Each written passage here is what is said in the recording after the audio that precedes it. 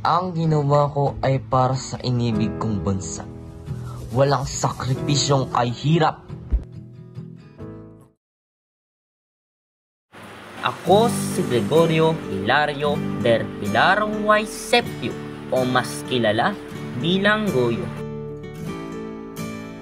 Isa sa mga pinakabatang general ng himagsikang Pilipino at ng unang Republika ng Pilipinas.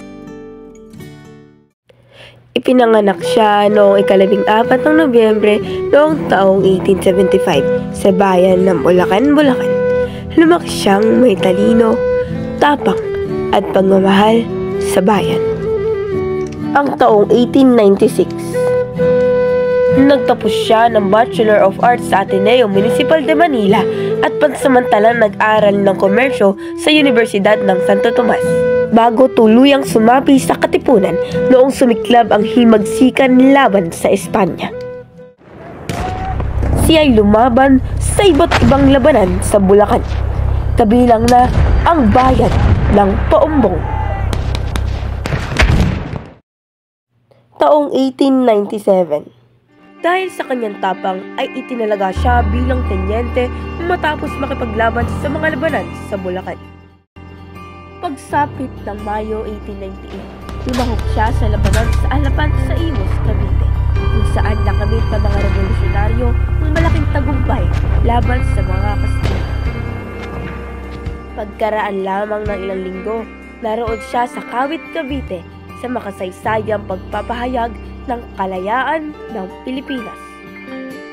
Sa murang edad, mabilis siyang umangat sa ranggo dahil sa kanyang katapangan at husay sa pamumuno. Noong taon na yon, sa edad na 23, tinalaga siya ni Pangulong Emilio Aguinaldo bilang pinakabatang general ng hukbo. Taong 1899, nang magsimula ang digmaang Pilipino-Amerikano, isa siya sa mga pinunong nakipaglaban sa labanan sa Quingo sa Plaridel, Bulacan. Sa mga sumunod na buwan, nakipaglaban siya sa iba't ibang labanan sa Bulacan at Pampanga upang pigilan ang pag-abante ng mga Amerikano. Iniibig niyo ba ang bayan na ito? Walang mga bayani sa bundok na ito.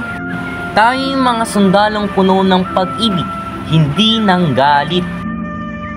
Matatag ang posisyon natin at makakalampas lamang ang mga Amerikano sa aking bangkay. Kaya ang ikalawang tanong, nais nyo bang mamatay ng tumatakbong duwag? O mamatay sa pakikipaglaban? Naway maging tapat tayo sa ating mga salita. Ang huling kabanata ng kanyang buhay ay naganap noong 2 ng Disyembre 1899 sa Pasong Tirad, Ilocos Sur. Pinabaluhan niya ang 60 sundalo upang harangin ang libo-libong Amerikano at bigyan daan ang pagtakas ng Pangulong Emilio Aguinaldo. Bagamat napaslang siya sa laban na iyon sa edad na 24 dahil sa bala sa kanyang leeg.